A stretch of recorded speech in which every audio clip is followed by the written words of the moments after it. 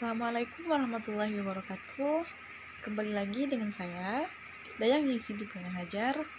Saya mahasiswi dari program studi Pendidikan Guru Pendidikan Anak Usia Dini, kampus STKIP Persada Katulistiwa Sintang.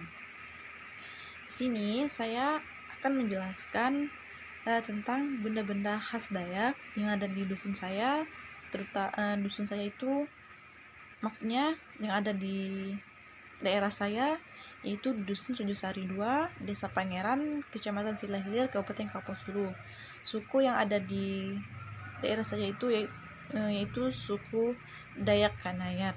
Di sini saya akan menjelaskan 20 jenis benda-benda tersebut.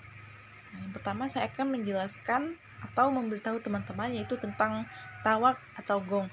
Mungkin teman-teman sudah lazim dengan gong ini, sudah dikenal oleh masyarakat luas. Gong ini adalah salah satu sebagai media komunikasi. Makna gong yang disampaikan lewat tabuhan gong yaitu melalui tema kedukaan atau kematian, tema upacara kuangkai dalam permulaan rau dan tabuhan gong dalam tanda bahaya. Tetapi biasanya saya pernah mendengar kebetulan sungai itu ada sungai tepat berada di belakang rumah saya. Jadi saya pernah mendengarkan suara gong dan ternyata orang-orang suku Dayak yang ada di tempat saya sedang mengadakan upacara pernikahan dengan menggunakan motor air ataupun motor tampang.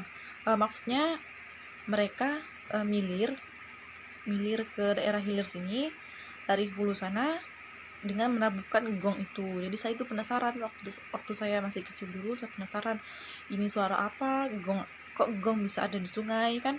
Jadi saya bertanya kepada orang-orang sekitar saya, oh jadi itu biasanya orang Dayak nikah ataupun mereka ada kegiatan lainnya. Jadi kegunaan gong itu banyak sekali ya. Gong itu digunakan sebagai media komunikasi yang dapat dipercaya mempersatukan hubungan antara warga dengan alam dan supranatural. Yang kedua yaitu ada akar bejaka. Bahasa Indonesia itu pohon akar bajaka. Tanaman bajaka ini merupakan tanaman khas dari setiap Kalimantan ya. Tanaman ini tumbuh cukup besar dan kuat. Namun ia tumbuh dengan cara merambat. Akar bajaka ini sudah digunakan oleh suku Dayak secara turun-menurun dari nenek moyang dulu. Akar ini sangat banyak manfaatnya. Untuk yang pertama untuk kesehatan. Konon katanya akar ini dapat digunakan untuk menyembuhkan sakit berbahaya seperti kanker, terutama kanker payudara. Waktu lalu ibu saya pernah mengalami sakit, lumayan sakitnya agak parah. Jadi setelah ibu saya pulih, setelah kembali dari rumah sakit, ibu saya disarankan oleh saudara-saudaranya untuk mencoba mengamalkan minum akar bajaka ini. Jadi ibu saya setiap hari mengamalkannya ataupun kalau enggak satu minggu itu 3 kali ataupun 4 kali. Alhamdulillah dengan ikhtiarnya meminum akar bajaka ini, ibu saya berangsur-angsur membaik dan hingga sekarang ibu saya sudah baik, sudah lumayan, sudah intinya enggak seperti dulu lagi lah. Hingga sekarang ibu saya masih minum akar bajaka ini, tapi tidak sesering dulu. Akar bajaka ini sebetulnya mempunyai air yang keluar dari pohon ataupun akarnya itu. Maksudnya gini, akarnya itu kan merambat di tanah.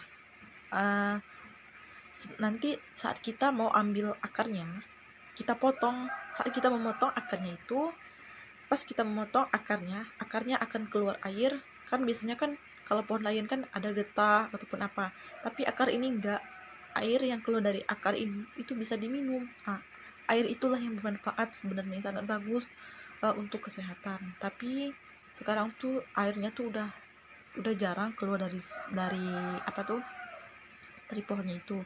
Nah, sekarang cara orang mengonsumsi akarnya itu dengan cara merebus akar itu sampai airnya tuh berubah warna, maksudnya gitu sampai agak menguning ataupun warna agak gelap gitu. Nanti setelah itu akan itu didiamkan sampai dingin, habis itu baru diminum. Oke. Selanjutnya yaitu mungkin ini teman-teman juga sudah tidak lazim lagi dengan pohon ini, yaitu daun purik atau biasa dikenal dengan bahasa Indonesia itu kraton. Nah, purik atau kraton, nama latinnya ataupun nama ilmiahnya itu Mitragina speciosa. Daun ini juga berkhasiat untuk digunakan sebagai obat herbal penghilang rasa sakit. Bisa dimakan mentah, diseduh seperti teh, dan masih banyak lain lagi untuk kita mengonsumsinya. Nah, namun belakangan ini kraton ini banyak disalahgunakan oleh orang-orang yang tidak bertanggung jawab.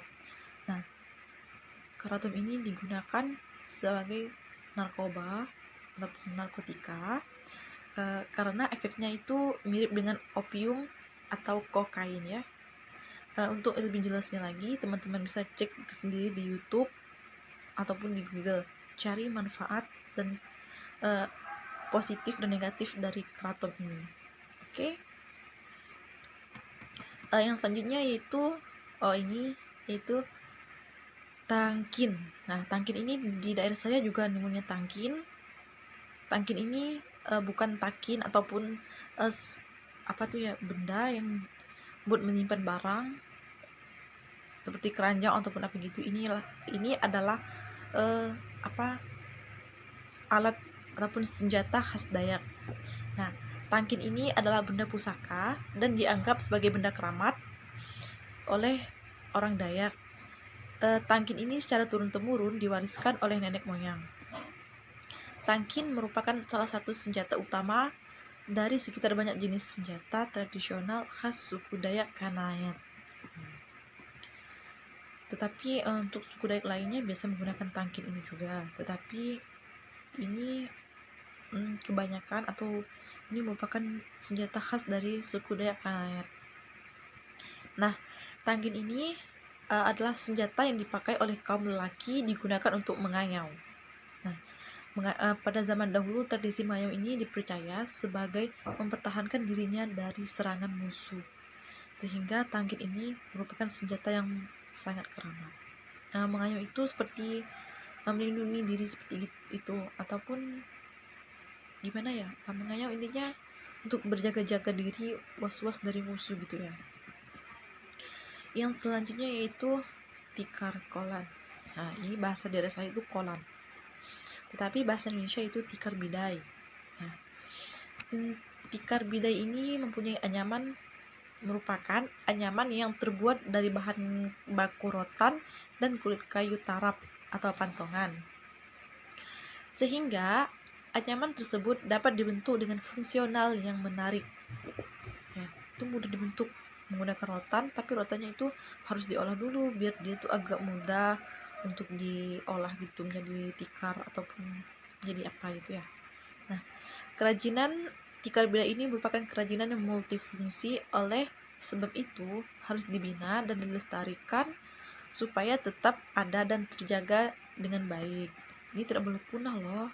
Ini soalnya ini tikar ini kan kalian paham saja ya, namanya tikar ataupun karpet itu digunakan banyak manfaatnya untuk kita, terutama untuk kita yang di ladang, untuk yang di kebun, pokoknya di mana-mana. Biasanya orang piknik itu menggunakan tikar ini loh.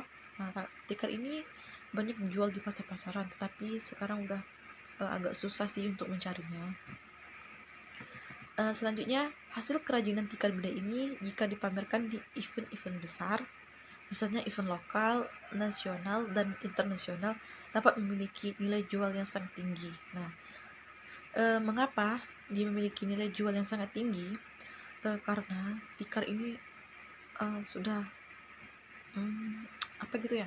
tikar ini udah lumayan susah untuk mendapatkannya, karena sekarang tuh udah banyak anak muda keturun dari orang Dayak gitu yang tidak bisa membuatnya selain dari nenek moyang yang dulu itu. karena mempunyai ciri khas tersendiri pada setiap fungsinya dengan mempertahankan bentuk asli di karbida tersebut, serta proses pembuatannya masih manual atau tradisional dan rumit. Nah, ini membuat tikar ini agak mahal untuk dijual di pasaran gitu ya. Soalnya pembuatnya juga lumayan susah ya. Belum ada alatnya untuk membuatnya, masih menggunakan anyaman dari tangan. Kalian tahu kan kalau kita membuat anyaman dari tangan itu susah. Jangankan tikar, kita membuat yang lain aja lumayan susah. Oke. Yang selanjutnya yaitu bendanya yaitu takin senangkin. Takin, bahasa daerah saya itu takin, bahasa Indonesia itu takin senangkin.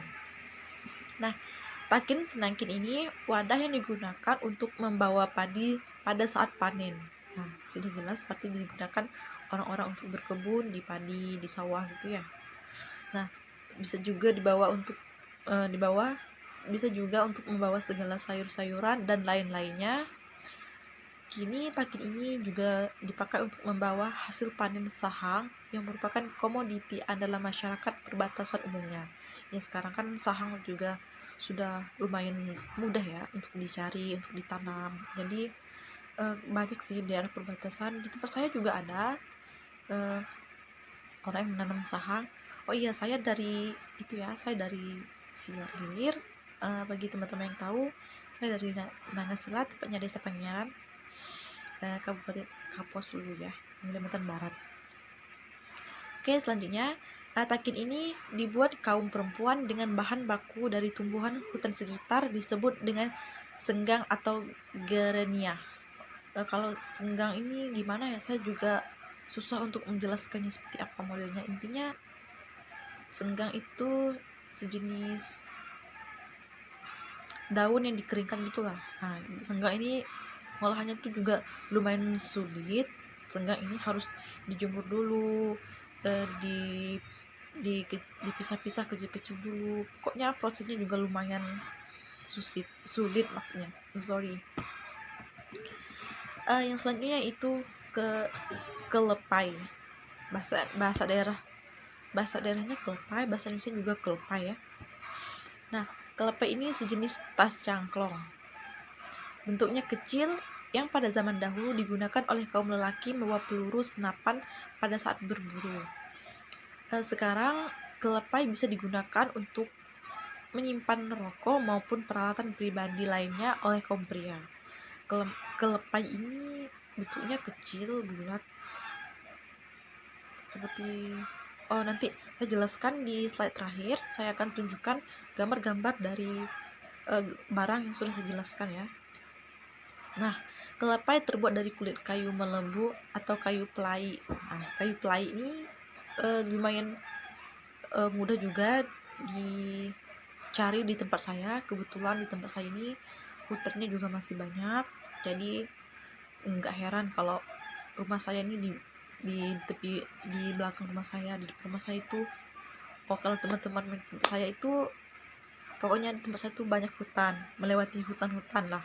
Intinya tempat saya itu is the best. Oke. Selanjutnya yaitu izin. Nah, izin ini bukan izin ya, bukan kalian minta izin ataupun apa. Izin ini bahasa daerah saya, izin ini bahasa daerah saya. Bahasa Indonesia itu jangkuk. Ini tempat. Jangkuk ataupun izin ini wadah yang digunakan untuk membawa padi, kayu bakar, buah-buahan, dan durian. Ini sama dengan tangkin tadi ya, cuman bentuknya agak beda gitu ya. Nah, jangkuk ini terbuat dari uwi seru ataupun uwi labu. Teman-teman mungkin tahu uwi itu seperti apa. Kalau nggak tahu nanti browsing aja di Google ataupun di YouTube ya. Jangan haus ya. Nah, pada umumnya jangkuk ini bisa dibuat oleh kaum perempuan dan kaum laki-laki. Soalnya lumayan mudah untuk membuatnya, tapi saya nggak bisa. Nanti siapa tahu teman-teman di sini ada yang bisa membuat ataupun mengerti dengan barang-barang yang saya jelaskan. Nanti teman-teman bisa DM ataupun chat pribadi ke saya ataupun gimana lah. Nanti kita bisa sharing untuk cara membuatnya ataupun gimana gitu ya. Nah, yang selanjutnya itu tanggui. Oh, tanggui ini bahasa daerah saya. Bahasa Indonesia juga saya kurang tahu sih, sepertinya juga tanggui. Mungkin ini sudah sangat lazim juga tanggui ini untuk daerah terutama dari Kalimantan itu emang udah lazim banget dengan tanggui ini ya. Tanggui ini yaitu topi yang pada umumnya digunakan oleh perempuan suku Dayak. Tetapi ada juga dari suku Melayu dan suku lainnya menggunakan tanggui ini. Nah, kalau tanggui ini emang khas Dayak, tapi kalau untuk suku Melayu seperti saya juga bisa memakainya. Contohnya seperti ibu saya. Ibu saya itu banyak juga tangguinya. Jadi saya juga senang menggunakan tanggui. Kadang kalau keluar rumah itu nggak ada payung, nggak ada apa, nggak ada buat pelindung gitu, saya menggunakan tanggui itu. Pokoknya tanggui itu asyik lah. Tanggui ini digunakan saat cuaca panas dan saat hujan. Tanggui bisa dipakai oleh laki-laki ataupun perempuan, itu sudah pasti. Tanggui itu terbuat dari terapas, kerupuk, tanduk, senggang, resam, dan uwi. Uwi itu termasuk rotan juga ya. Yang nggak tahu uwi tadi itu rotan gitu ya. Kalau rotan itu bambu, cuman bentuknya agak beda gitulah. Ataupun uwi labu. Selanjutnya itu capan. Ini capan itu bahasa daerah saya. Kalau bahasa Indonesia saya kurang tahu sih. Soalnya saya cari kemarin tuh nggak ada sih ketemu capan itu, keluarnya capan itu bahasanya. Ya, capan itu alat penampi beras atau padi yang kadangkala juga digunakan untuk menjemur makanan. Capan ini terbuat dari senggang dan uwi labu. Nah, sama dengan tanggui tadi untuk pembuatannya. Tulang, maksudnya capan ini kan bentuknya seperti nanti saya jelas, intinya nanti saya tunjukkan gambar-gambarnya ya di slide terakhir. Tulang yang berada di tepi capan itu disebut bengkong. Nggak tahu sih nama itu gimana, saya juga kurang mengerti, intinya namanya itu ya, bengkong. Yang selanjutnya yaitu tajau atau belanga. Ini sudah mungkin teman-teman lain sudah tahu juga apa itu tajau ataupun belanga, ataupun bahasa Indonesia yaitu tempayan besar. Tadi tajau ataupun belanga itu bahasa daerah saya. Bahasa Indonesia yaitu tempayan besar. Kalau tempayan kecil itu namanya guci ya. Menurut saya ya guci. Kalau setahu saya sih guci kalau yang kecil gitu. Nah, tempayan besar ini sejenis guci keramik khas suku Dayak. Terbuat dari tanah berlapis seperti porselen. Maksudnya itu tanah itu dibentuk terlebih dahulu, habis itu baru dilapisi dengan barang ataupun bahan seperti porselen gitu ya, gitulah, seperti kayak ini sih. Bagi suku Dayak, benda ini termasuk sakral dan memiliki harga yang tinggi dibanding jenis keramik yang lainnya. Ya sih, ini memang peninggalan khas nenek moyang dulu. Tempayan besar ini sih emang udah susah untuk dicari.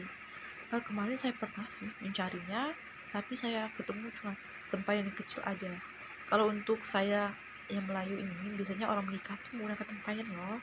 Tempayan tuh diisi beras, nanti beras itu dikasih cincin ataupun apa gitu untuk meminang. Mohon maaf ya, saya cerita sedikit ya seperti itu. Tapi saya kalau Melayu itu menggunakan guci yang kecil itulah, tempayan kecil. Soalnya yang besar tuh udah nggak bisa. Kalaupun digunakan juga nggak mungkin loh dibawa, ini besar banget tempayannya. Nanti saya tunjukkan ya. Fungsi tajau ini digunakan sebagai barang adat pada acara meminang gadis. Sama ya seperti Melayu. Tempat menyuguhkan sesaji bagi para leluhur atau roh-roh suci. Mungkin seperti itu. Dan selanjutnya yaitu anjat.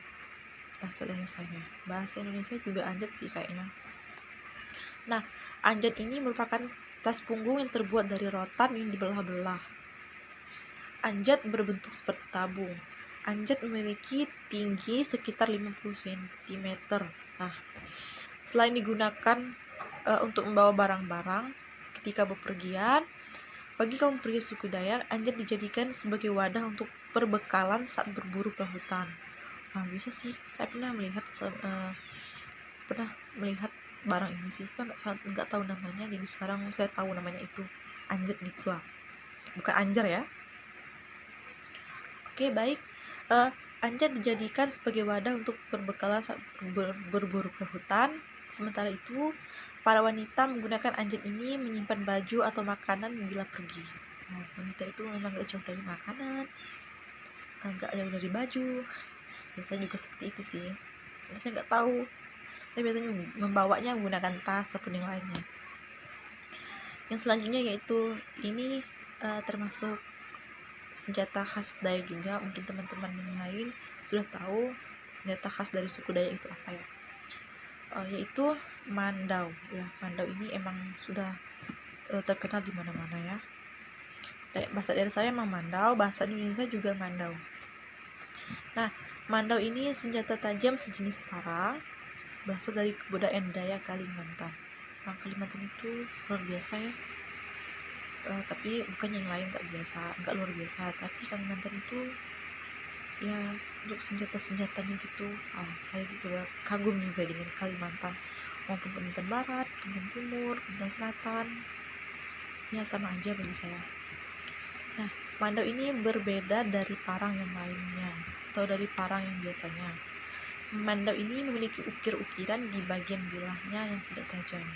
Iya benar, biasanya ukiran di mandau itu berada di sarung mandau itu berada di buat megang itu bahasa silat ataupun bahasa itu ulu pisau.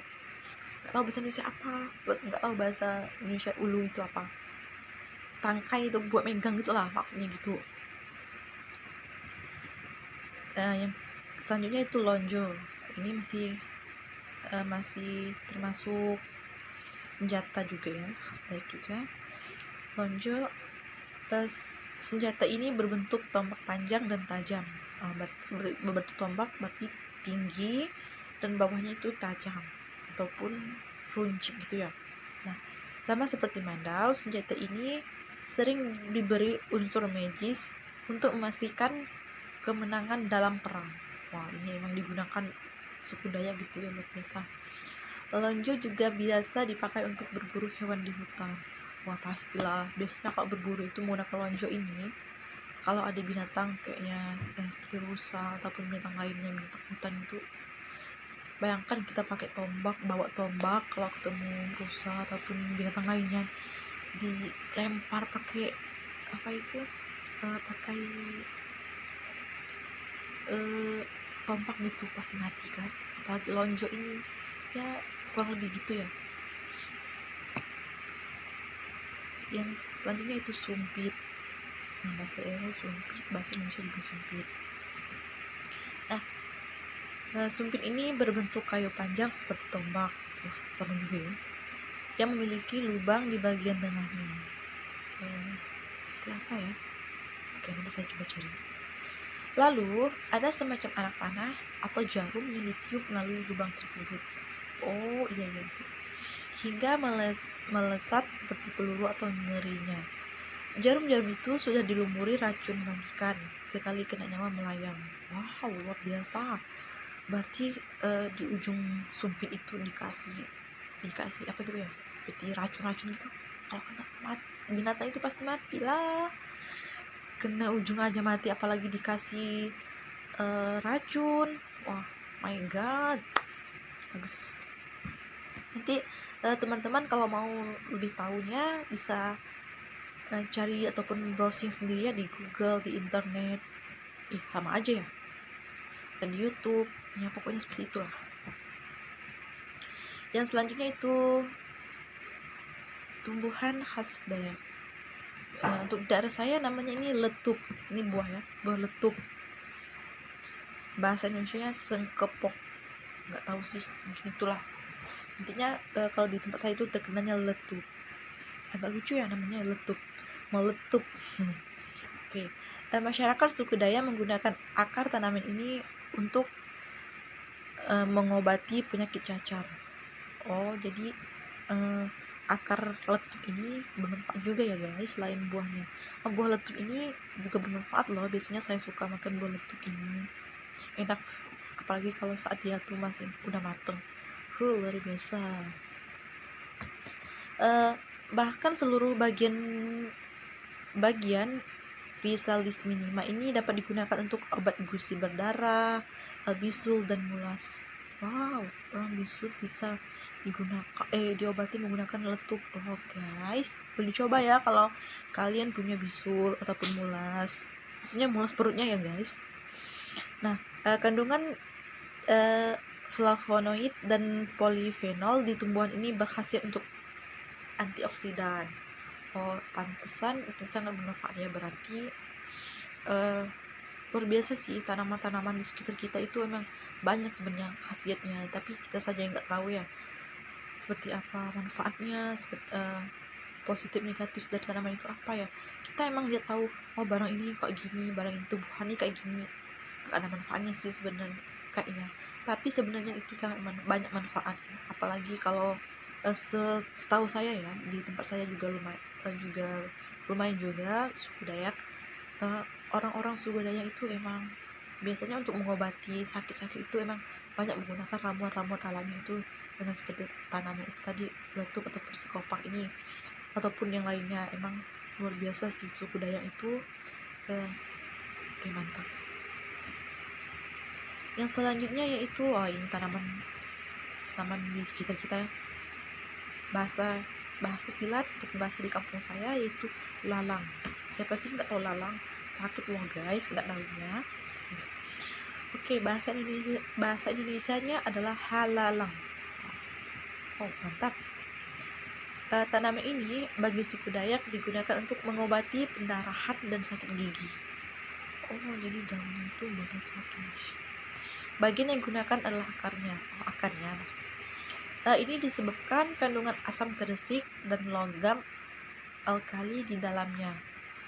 Setiap masing-masing tumbuhan ini bisa digunakan sebagai obat berkat kandungannya yang kaya dan dapat menjaga kesehatan tubuh. Ya emang sih lalang ini juga banyak manfaatnya.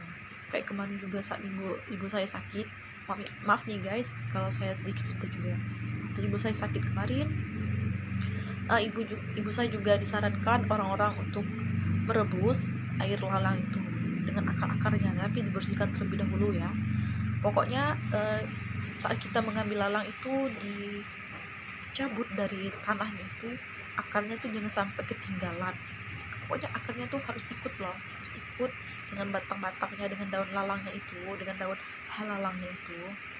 Nah, setelah itu dibersihkan sampai bersih, sampai nggak ada tanahnya lagi, nggak ada apa kotornya lagi. Baru habis itu direbus halalangnya itu dengan akar-akarnya itu direbus. Nanti setelah direbus, airnya diminum seperti akar bajaka itu. Emang banyak hasilnya juga sih. Saya tahu barang itu juga berkhasiat juga berkat dari orang-orang tua di sekitar saya. Kebetulan ya ibu saya juga ada sih keturunan Dayak juga. Nenek moyang saya dulu emang keturunan Dayak di kampung halaman ibu saya. Oke, kita lanjut ke yang selanjutnya, yaitu ini alat musik yang udah terkenal banget di mana-mana. Nah, emang ini alat musik ini namanya sape. Ya, mungkin ini udah namanya sape ya. Bukan sapi ya, sapi itu binatang yang besar bisa dimakan. Kalau ini sape, alat musik. Oke. Alat musik sape ini dimainkan oleh masyarakat Dayak untuk menyatakan perasaan, baik senang maupun sedih. Iya, benar juga. Sesuai dengan bentuknya, sape biasanya juga menyerupai sampan. Tapi enggak itu ya guys, bentuk sampan itu enggak ada tengah-tengahnya ataupun enggak ada lubang seperti sampan itu buat duduk. Kalau sape ini sih lurus gitu aja lah guys. Kalau sape ini seperti gitar, mainkannya seperti gitar tapi bentuknya seperti sampan. Nah, sape ini biasanya diberi ukuran motif Dayak seperti taring atau kepala burung atau taring kepala burung seperti itu. Sape ini terbuat dari kayu pilihan seperti meranti dan kayu keras lainnya agar lebih tahan lama. Emang kayu meranti ini emang lumayan kuat juga sih. Tuh apa tuh untuk membuat barang-barang gitu, untuk membuat kerajaan-kerajaan gitu. Luar biasa lah meranti ini. Yang selanjutnya itu dange. Ini kue dange khas Dayak ya. Gak tahu sih bahasanya apa, intinya yang saya tahu ini kue dange. Kue dange ini biasanya dijadikan cemilan di tengah kehangatan keluarga atau saat pesta acara lainnya. Nah, emang ini buat sajian-sajian keluarga gitu ya. Kue ini terbuat dari bahan utamanya adalah parutan kelapa dicampuri tepung dan sedikit gula. Mudah ya untuk membuatnya. Kok cara membuatnya seperti klepon? Jangan sampai jadi mak klepon ya guys. Jadi seperti itu ya caranya. Yang selanjutnya itulah base dan raga. Base dan raga ini kerajinan tangan khas Dayak juga. Base dan raga. Base merupakan anyaman rotan yang berbentuk keranjang besar. Tahu kan bentuk keranjang besar, bulat, ada juga segi 4. Nah, sementara itu raga adalah tas anyaman rotan kecil atau tas belanja. Raga itu bukan raga kita ya. Kalau bahasa Sunda itu raga itu raga itu raga bulat. Kalau biasanya di raga itu dibuat dari uwi ataupun rotan yang sudah dibelah-belah, yang sudah dijemur, terus dibuat seperti jadi raga bulat tinggi. Nanti dia ada buat megang. Di rumah di tempat saya sini banyak juga raganya loh. Jadi saya nggak mungkin menunjukkan soalnya banyak guys di dapur. Oke. Contohnya pokoknya seperti itulah kisi-kisinya, ataupun ya seperti itulah. Raga itu biasanya di tempat saya terdapat beberapa model, ada yang padat dan ada yang terpisah.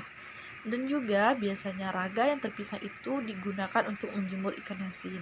Nah iya benar, itu yang saya tunjukkan tadi. Ada yang bentuk tinggi, yang di tempat saya ini raganya ada yang bentuk tinggi, ada yang bulat tapi ada yang bulat panjang ini, dia pendek gitu, nggak tinggi seperti raga biasanya. Tapi dia nggak ada buat megangnya loh.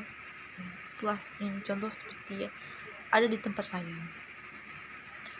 Oke guys, mungkin itu saja pengenalan budaya-budaya, maksudnya benda-benda khas Dayak, baik itu kerajinan, senjata, makanan maupun dan lain-lainnya dari suku Dayak. Mungkin ini saja, kurang dan lebihnya saya mohon maaf atas kesalahan kata-kata yang saya sebutkan. Saya ucapkan terima kasih. Akhir kata, assalamualaikum warahmatullahi wabarakatuh. Oh iya, jangan lupa dukung channel ataupun like postingan saya ya guys. Selamat siang.